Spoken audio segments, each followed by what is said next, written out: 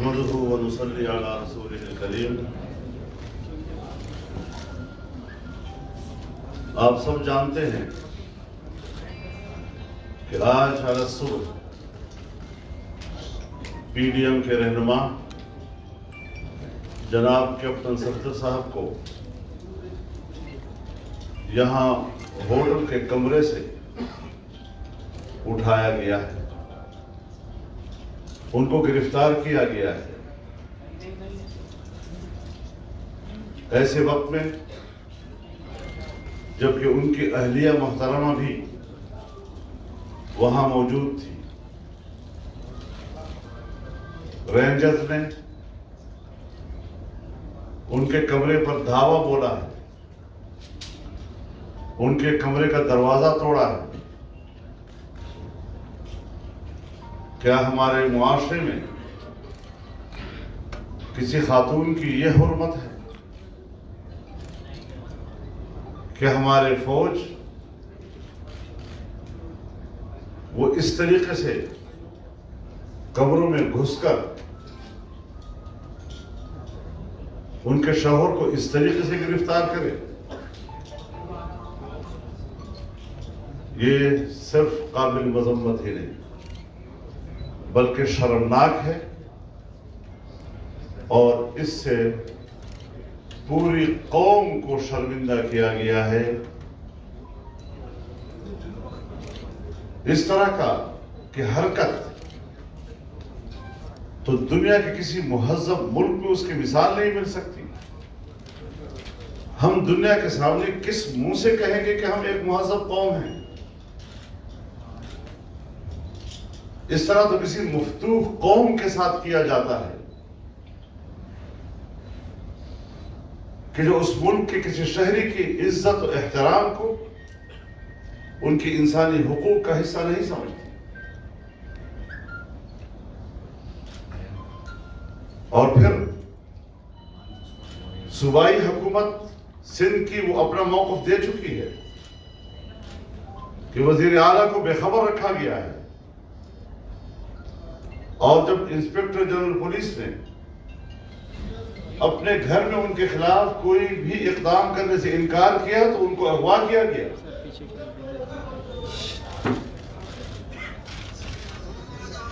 और यहां मुक़्तदर कुव्वतों के दफ्तर में उनको 4 घंटे या गमार रखकर जबरदस्ती उनसे एक एफआईआर दर्ज करवाई गई।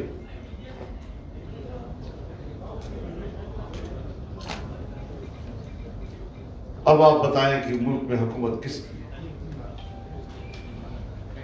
जबर की हुकूमत, जुल्म की हुकूमत, जो किसी आईन और कानून के पाबंद अपने आप को नहीं समझते,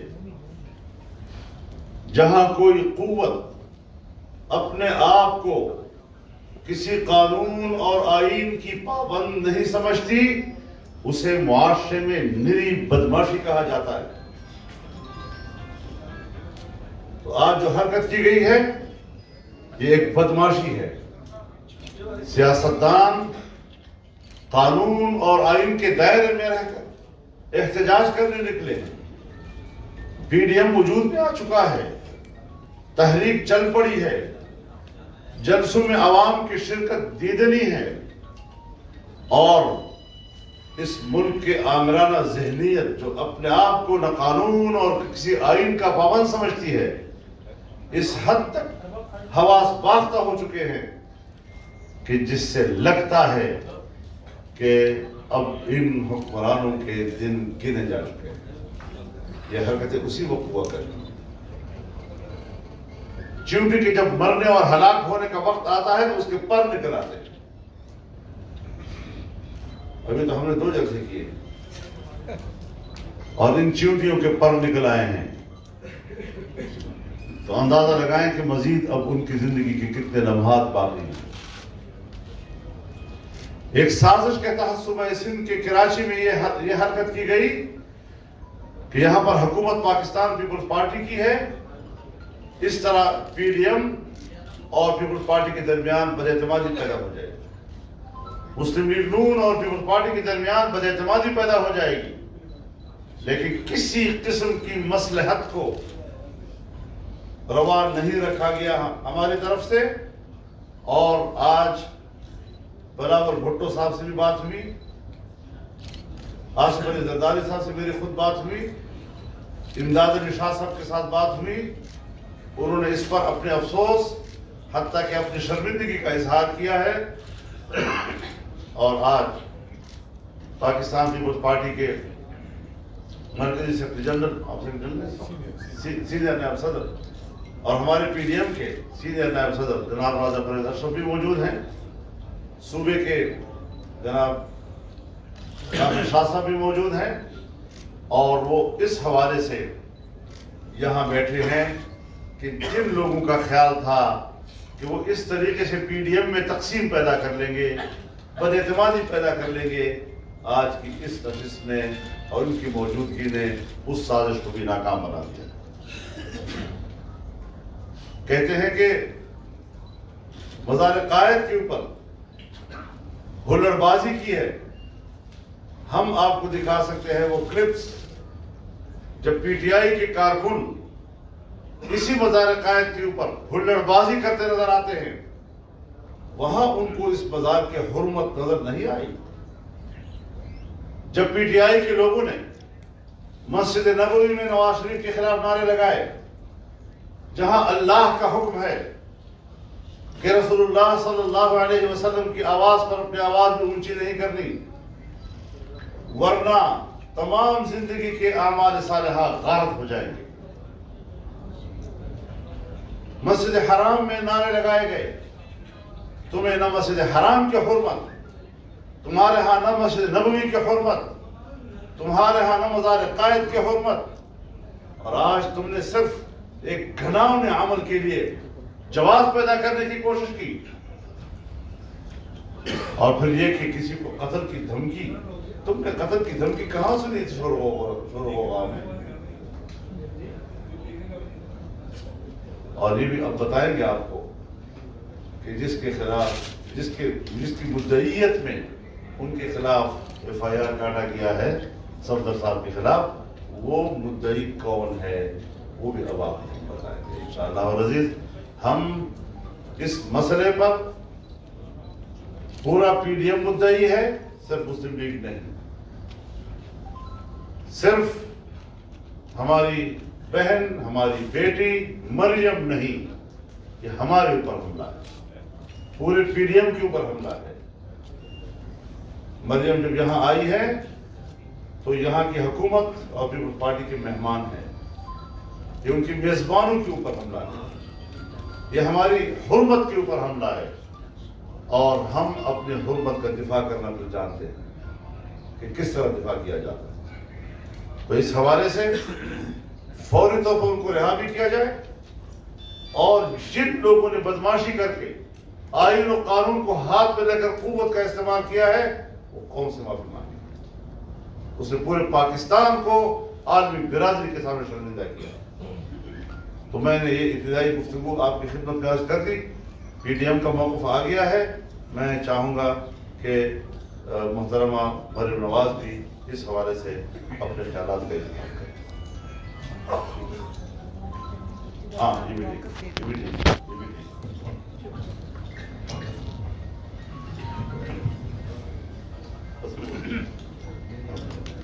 सब सही है, ठीक है। बिस्मिल्लाहिर्रहमानिर्रहीम।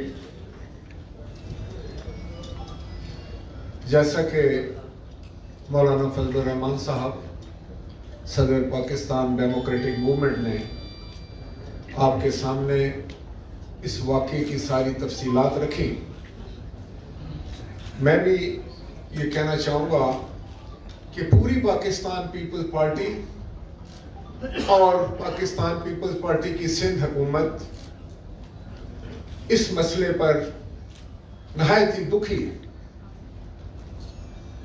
इस तरह की हरकत तो हम सोच भी नहीं सकते थे।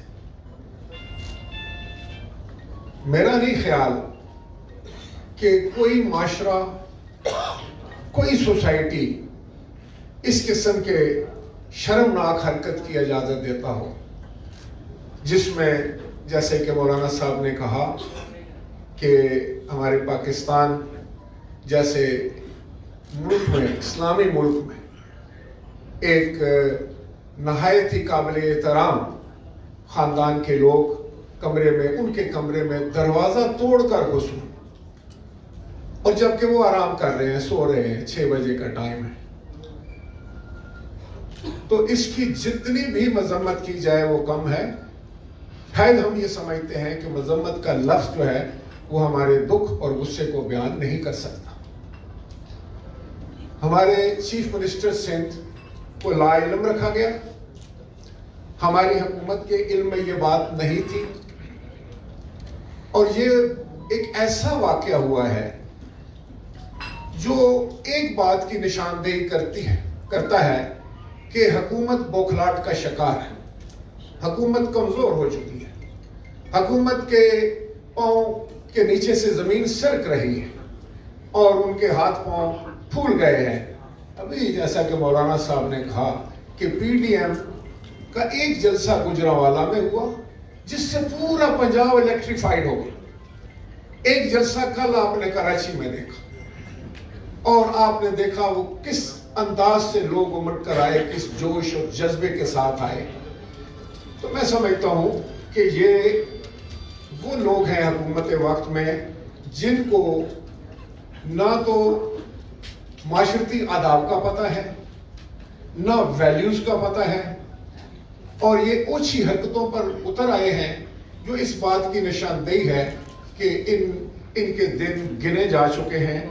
हमारे चेयरमैन जनाब बिलावल भुट्टो जरदारी साहब को बहुत दुख है इस बात का। जनाब प्रेसिडेंट आसिफ अली जरदारी साहब को दुख है। जैसा मैंने कहा कि हम सब लोग दुखी हैं इस बात पर। मरियम नवाज साहबा हमारी मेहमान थी, हमारी बहन है, हमारी बेटी है, और सिंध जो है उसकी सकाफत है, तो वो मेहमान नवाजी में और अपने मेहमानों की इज्जत और वकार के लिए किसी हद तक भी जाने के लिए तैयार होती है। तो चेयरमैन जनाब बिलावल भुट्टो जरदारी साहब ने इसकी इन्वेस्टिगेशन का चीफ मिनिस्टर को हुक्म दे दिया है, और इसकी इन्वेस्टिगेशन होगी, मुकम्मल इंक्वायरी होगी, और वो फिर सारे मामला जो है वो कौम के सामने रखेंगे, और पाकिस्तान पीपल्स पार्टी की हुकूमत जो है और पार्टी जो है इसके ऊपर फिर अपना रिएक्शन देगी। शुक्रिया।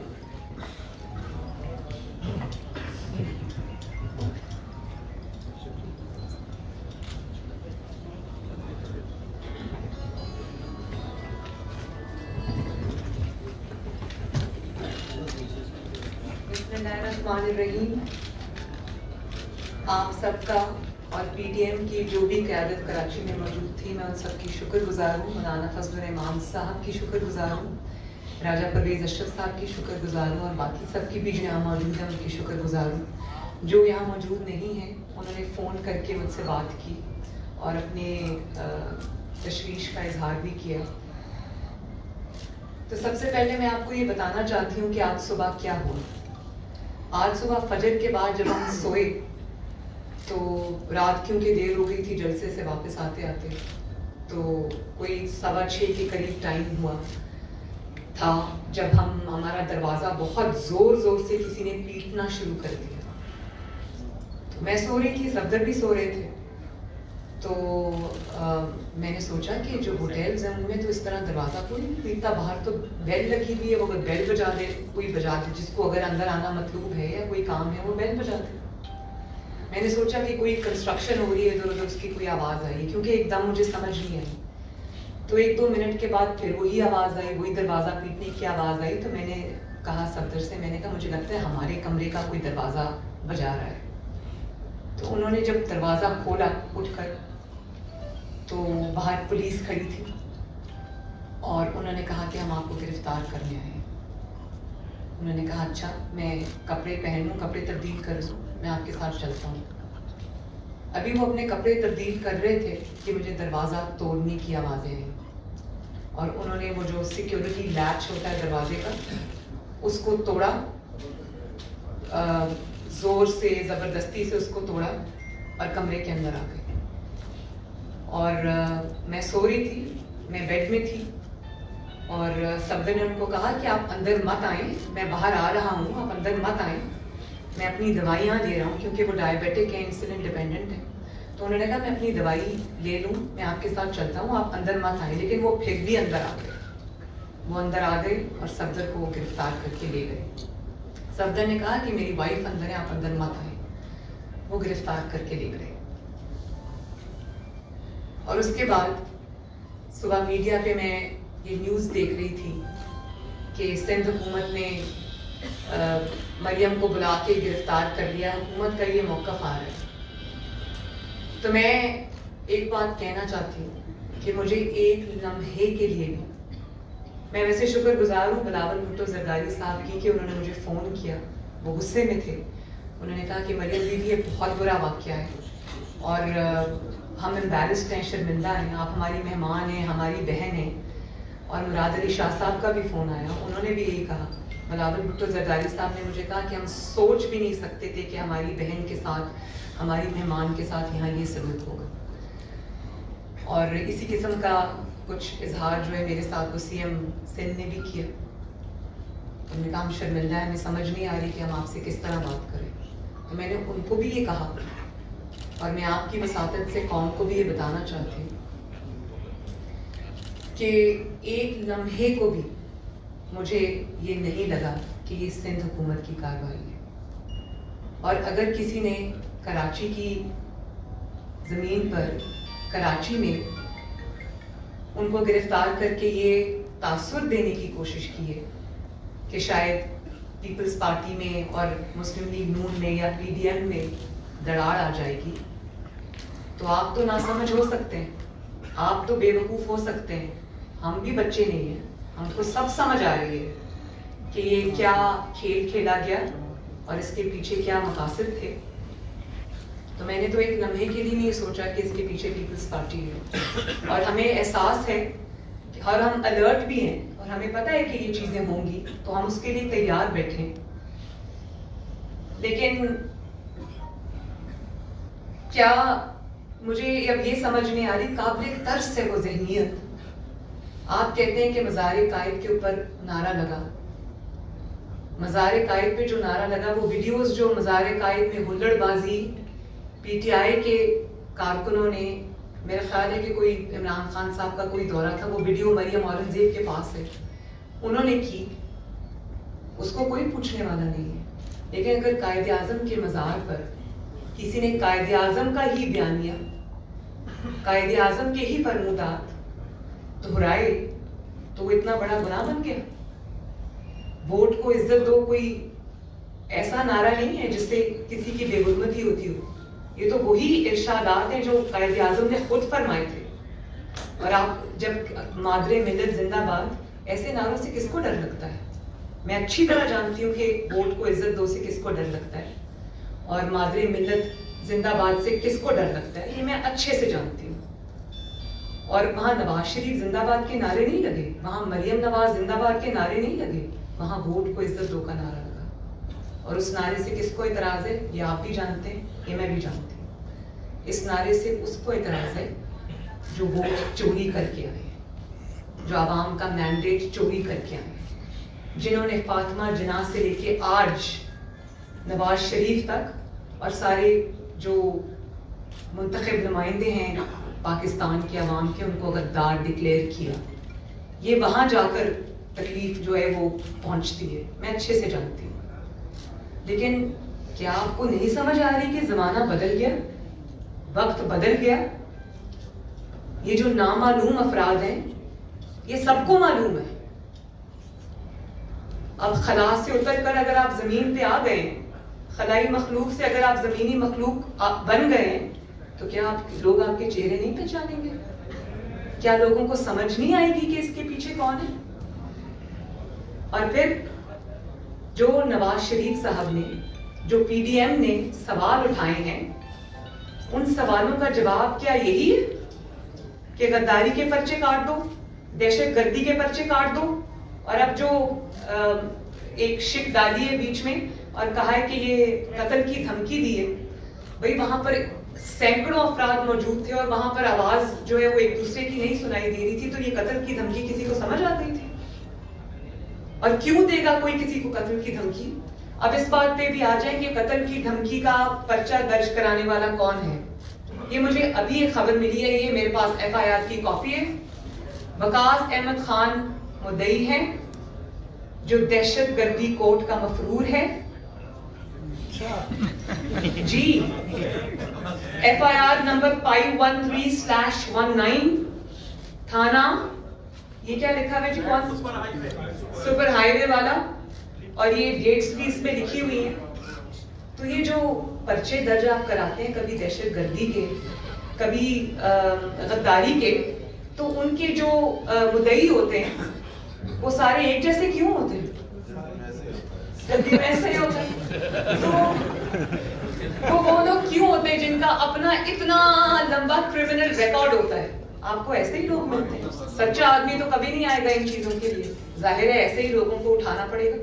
मैं समझती हूँ, मुझे इदराक है इस चीज का। और ये भी मैं इंकशाफ कर दूं कि कैप्टन सफदर को धमकियां बहुत देर से आ रही थी कि हम तुम्हें नहीं छोड़ेंगे, और ये बहुत हाईएस्ट लेवल से आ रही थी। जाती अन्नाद भी इसमें शामिल है। उन्होंने, वो एक बहुत इमोशनल से इंसान है, वो बात कर देते हैं तो उनको धमकियां आ रही थी। और अगर कोई ये समझता है कि धमकियों से नवाज शरीफ मरूब हो जाएगा, मरियम नवाज मरूब हो जाएगी, या PDM के इत्तेहाद में कोई फर्क आएगा या वो मरूब हो जाएंगे, तो उसकी खाम ख्याली है। मेरे इर्द गिर्द जो लोग हैं, जिनके साथ मेरे रिश्ते हैं, उनके थ्रू मुझे ब्लैकमेल करने से बेहतर है मैं यहां बैठी हूं, आओ और मुझे अरेस्ट करो। हिम्मत है तो करो, दुनिया देखे तुम्हारा मकरू चेहरा। आज भी देखा है दुनिया ने।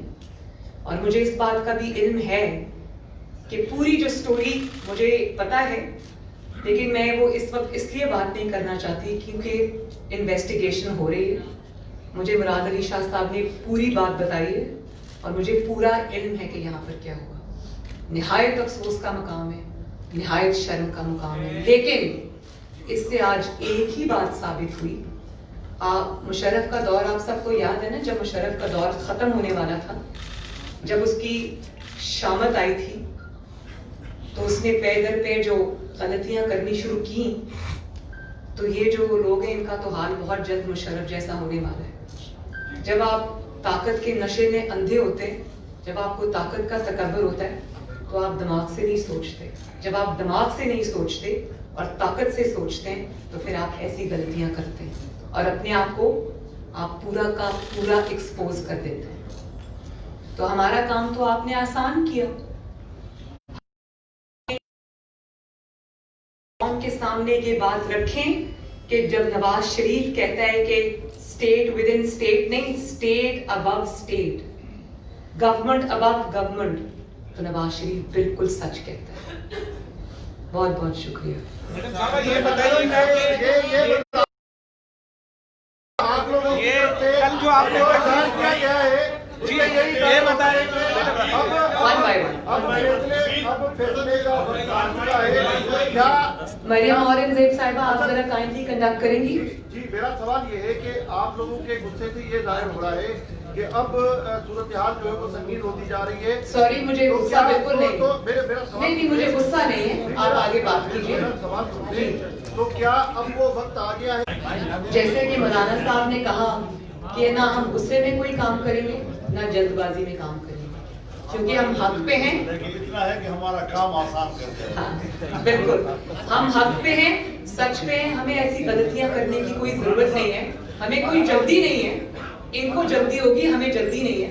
हम जो भी फैसला करेंगे वो सोच समझ के करेंगे, वक्त आने पे करेंगे। मैडम, ये आपने जो आज जो कार्रवाई हुई मैडम, कैप्टन सफदर को जो गिरफ्तार किया गया आज, इसका मकसद ये है कि कल जो आपने यहाँ पर पाकिस्तान पीपल्स पार्टी की मेजबानी में जलसा किया, तो क्या ये उस जलसे का रद्द-ए-अमल है? क्योंकि मेजबान पीपल्स पार्टी है, उसे ख्वार करने या उन्हें और PDM में एक इख्तलाफात पैदा करने के लिए ये रियासत का काम है। क्योंकि मुराद अली शाह ने आपको तो बताया होगा, ये पुलिस वाले की ताकत नहीं है कि आपका दरवाजा तोड़े। कुछ तो पता होगा ना रियासत के किन कुव्वतों ने, वो कुव्वतें जिनका जिक्र आपके वालिद करते वही है या कोई और है? आप अच्छे से जानते हैं कौन। क्योंकि जब मुराद अली शाह साहब ने कह दिया बिलावल भुट्टो जरदारी साहब ने कह दिया, सिंध हुकूमत ने कह दिया कि हम में से कोई नहीं है, तो फिर कौन है? फिर वही बच गए।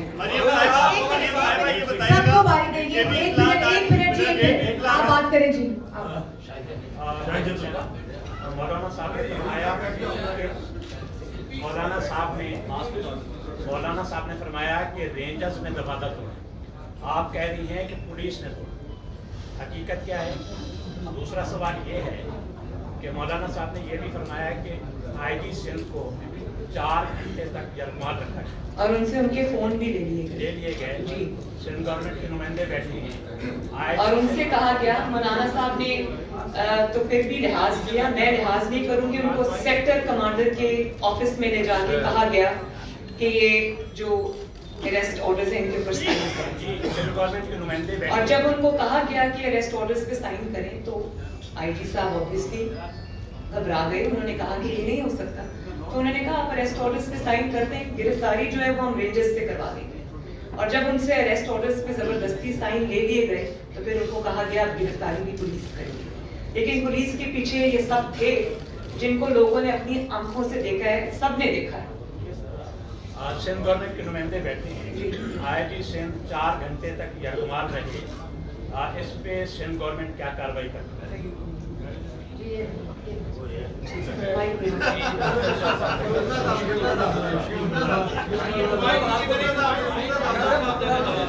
जी,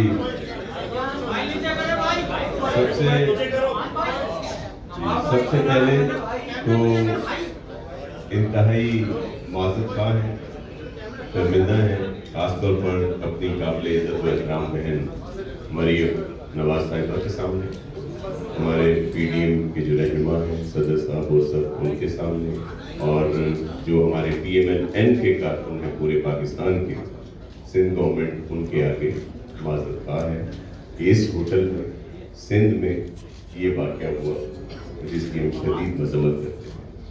जो सवाल आपने किया उस पर लीडर साहिबान बोल चुके हैं और चीफ मिनिस्टर सिंध ने उस पर इंक्वायरी वो करवा रहे हैं, और जिस तरह कहा गया कि पूरी इन्वेस्टिगेशन सामने आएगी और वो आप सबके साथ शेयर की।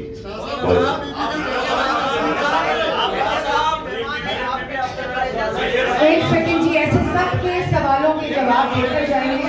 एक सेकंड आप बात करें। से मेरा सवाल है, अक्सर सवाल में मैं आगे निकल जाता हूँ तो लोग कहते हैं सवाल पे आप वापिस आ जाइए क्योंकि बात वक्त ज्यादा नहीं करते। तो सवाल आपसे ये 19 आप कह रहे हैं हुकूमत जा रही है, हुकूमत कह रही है कि अपोजिशन जा रही है। आप कह रहे हैं हुकूमत जा रही है, हुकूमत कह रही है अपोजिशन जा रही है। मुझे 1977 की सूरत हाल याद आ रही है कि दोनों जा रहे हैं, कहीं ऐसा तो नहीं है सूरत हाल उसी तरफ जा रही है? देखिए, हालात होते हैं। जिस जुर्म की पादाश में मुंतखब हुकूमतों को रुखसत किया जाता है, आप उस जमाने की बातें करते हैं, लेकिन आज निक्का और अब्बा दोनों एक ही जुर्म के मुजरिम हैं, वो ऐसे गलती नहीं कर सकते। जी एक सेकंड आप बात करें। एक सेकंड जी, आपको देती हूँ मैं अभी देती हूँ जी, आप बात करें।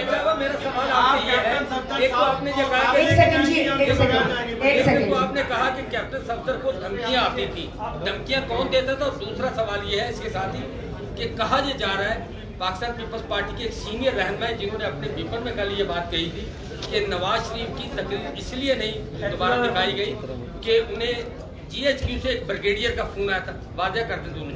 सरकार ने ये बात कही थी कल टीवी टॉक शो में। एहतजाज हसन साहब ने टीवी टॉक शो में ये बोला कि जो है वो जो एहतजाज हसन साहब ने एज बैरिस्टर बात की होगी, मेरे ख्याल है अभी वो पढ़ने के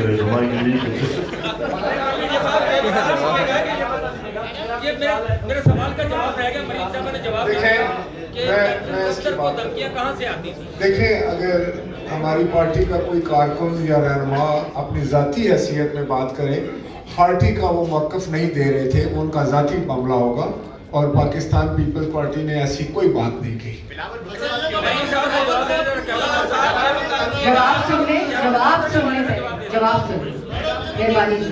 एक सेकंड आपने कहा कि 1977 का रिपीट तो नहीं होगा। आपने फरमाया ना ये 1977 है और ये ना ये 1999 है, 2020 है।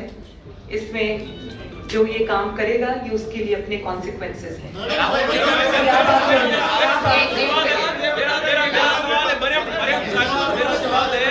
कि इस कार्रवाई के बाद सूबाई वजीर सईद गनी ने ट्वीट जारी किया था जिसमें उसने कहा था कि कैप्टन सफदर ने जो कुछ किया मज़ार कायद में वो नामुनासिब था। और नासिर शाह साहब ने भी बयान जारी किया कि इस तरह नहीं होना चाहिए। आप कहती हैं कि मज़ार कायद, आप जरा सईद गनी साहब का ट्वीट पूरा पढ़े। तो नीचे उन्होंने मजम्मत भी की है लेकिन ऊपर ये बस उसका यही जवाब है। Thank you. आप करें जी, आप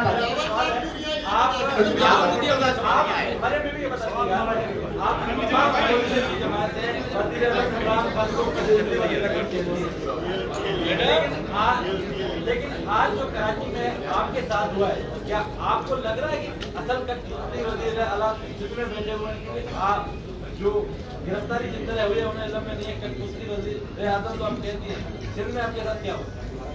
यही तो हमारा मुकदमा है भाई, यही जी जरूर दीजिए, यही तो हमारा मुकदमा है। दो हुकूमतें नजर आई आपको? देखिए, कुछ चीजें ऐसी होती हैं कि जो कुछ यहाँ सिंध में हुआ है, अगर तो पंजाब हुकूमत की तरह या केपी हुकूमत की तरह इस तरह के नाजायज काम को वो दिफा करते, उसको जायज कहते, तो फिर तो आप सही मानों में कहते कि ये कठपुतली है। लेकिन जहाँ की हुकूमत कहती है कि विफाकी इदारों ने यहाँ पर अपने हुदूद से तजावुज़ किया है और वो खुद इसको एक जुर्म करार दे रहे हैं, और इस पर इस हद तक के सूबे में हुआ है, उसके डोमेन में हुआ है, उस पर शर्मिंदगी का भी इजहार कर रहे हैं, नदामत का भी इजहार कर रहे हैं, माजरत भी कर रहे हैं, तो फिर आप इसको वो नाम न दें जो कठपुतली का जो आप इमरान खान को देते हैं या पंजाब के याद से की गिरफ्तारी से पहले जो पीडीएम का लाए अमल था वो ये था कि जल्द से जुलूस होंगे। अब गिरफ्तारी होगी है, क्या लाए अमल में कोई तब्दीली होगी, कोई धरना होगा, क्या होगा? इसके ऊपर मशवरा चल रहा है और फौरी इक़दाम के लिए हम मुशावरत करें।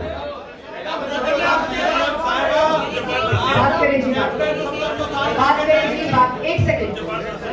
मेरा नाम अब्दुल जब्बार नासिर है, दुनिया न्यूज़ ग्रुप से मेरा ताल्लुक है। मेरा सवाल ये कि अभी थोड़ी देर पहले आपने जुमला कहा कि मेरे साथ बैठे हुए दोस्तों को, साथियों को, अजीजों को पैगाम ना दें, गिरफ्तार करें। वो कौन सी कुव्वतें हैं जो आपको पैगाम दे रही है? वो किस तरह के पैगाम हैं? मेरे मौलाना मुर्शिद से मेरा एक सवाल है। मुर्शिद, कल इशारों में आपने अपनी तकरीर में भी कुछ जिक्र फरमाया था कि कुछ लोग बातें कर रहे हैं, वो कौन लोग हैं, जरा कौन को तो बताएं। आप मौलवी साहब हैं, आपने किताब में पढ़ा होगा कि बाज़ औक़ात इशारा जो है वो सराहत से ज्यादा फंसी होता है।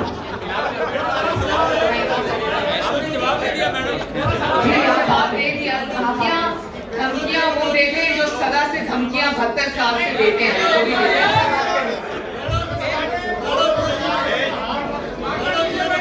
आप बात करें। एक सेकंड।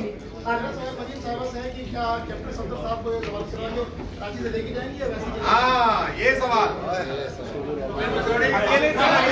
मुझे भी मरियम औरंगजेब साहब, हम दोनों इंशाल्लाह कराची से इसलिए इकट्ठे जाएंगे क्योंकि मरियम औरंगजेब साहबा ने अभी मुझे खबर दी है कि उनकी बेल हो गई है।